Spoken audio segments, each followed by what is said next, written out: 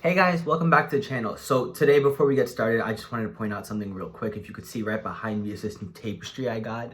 Little wolf thing. I just thought, a little change of scenery might be really good. I just set it up like yesterday and it's in full effect. It looks really, really nice. So if you like it, just let me know.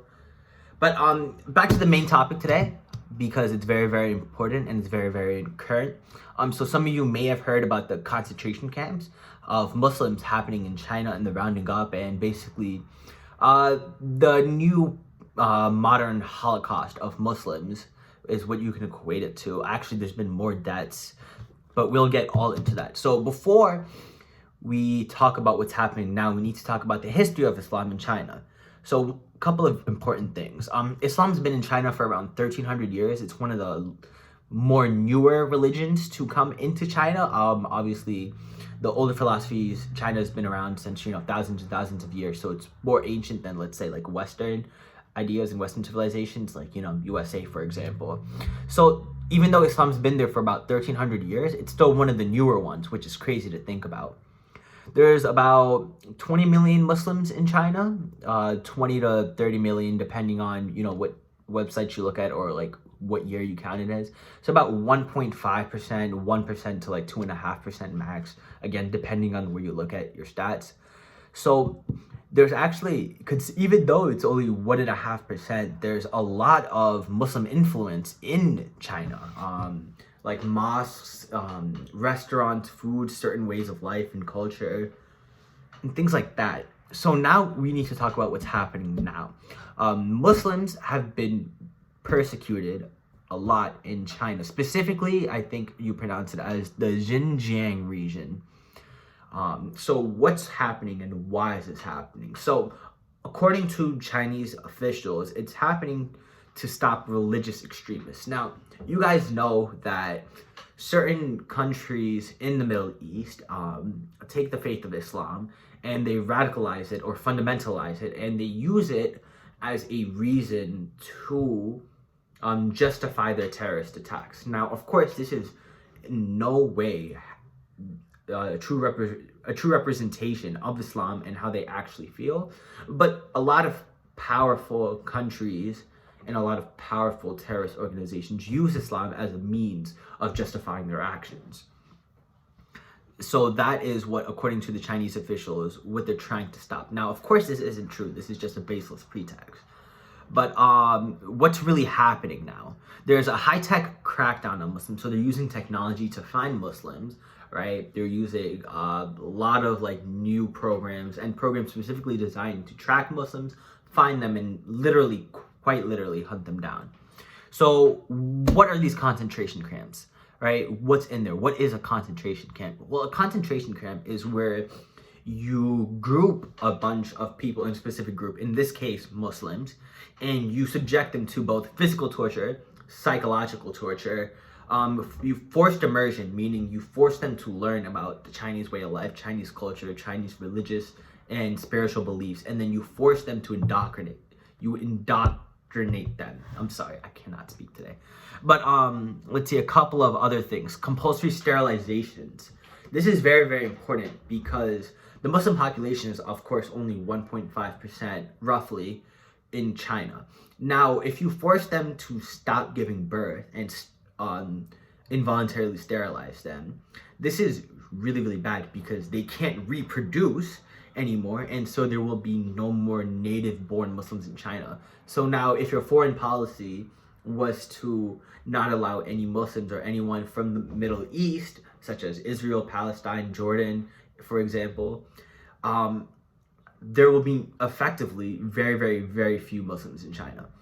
Organ harvesting. Okay, this is another really, really big one. Aside from being obviously very, very immoral, very, very unethical, they literally harvest the organs of Muslims and use it in organ transplants or use it for profit, sell them in the black market. It's literally creating an economy off of the organs of Muslims that they take in concentration camps. That was just something very important to note, and it's awful. Everything happening in the Xinjiang region is awful. A couple of other things. What have people been doing in response? Because this got leaked in 2018, I believe. There was two separate, I guess, major documents, and there was hundreds and hundreds of pages of what's going on and detailing government plans from China and government leaders, what they're doing to the Muslims, etc. So what have other countries done? Well, there's been a lot of criticism, right? Both in United Nations meetings, and there's been a little bit of a crackdown. And everyone in the UN, the US included, is basically saying, stop. Like, literally, stop. And that's all they're kind of doing. They're literally just saying stop. And they've opened up some investigations, and China's kind of like, nah, we'll stop, and it's not really that big of a deal. There's no concentration camps. There's concentration camps. That's exactly what's going on. So as of February 2020, so February of this year, the United Nations has demanded unobstructed access to investigate what's going on in China.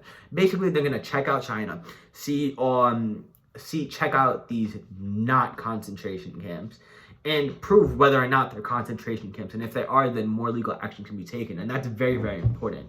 They have to do an investigation, which has just been demanded of the United Nations. But other than that, no legal action has really been occurring. So it's on us as societies, global societies, to look at this and condemn the evil for what it is. We do not want a repeat of the Holocaust. So many more deaths have been happening, hundreds and thousands every year. And it's insane that this type of stuff can go on in our modern society and we just let it happen without really doing anything. Most people don't even know what had happened until a lot of social media accounts had told people about it and spread the news, which is very, very good. But it's sad that that's the only way we get our information. A lot of people and a lot of news reporting networks have been rather quiet on this, and it's not as pressing of an issue in the eyes of some media people, which is really crazy. That's not good whatsoever. And I think it's very important to know that this is on us to learn about things like this and stop it as quickly as possible, for our Arab and Muslim friends. And also not even just that, just humans in general. We need to take action when we see things like this. I've signed a couple of petitions myself. I've looked into ways I can donate. There's plenty of ways you can donate. Make sure you're donating to the native organizations because they can probably help more than, let's say, like change.org. Change.org, when you donate to them, you actually donate to the website themselves. You don't donate to the people. You don't donate to the cause. You donate to the website. That was just an example. And just make sure when you want to help, know what exactly you're helping and who you're helping. Take a little look into that so you don't help like the wrong cause, or you want to make sure you're actually helping the people in need rather than the organizations that spread the news. And yeah, that's about it. It was a very simple idea of what's going on, but very simple, but very, very important to understand the dangers of what's happening.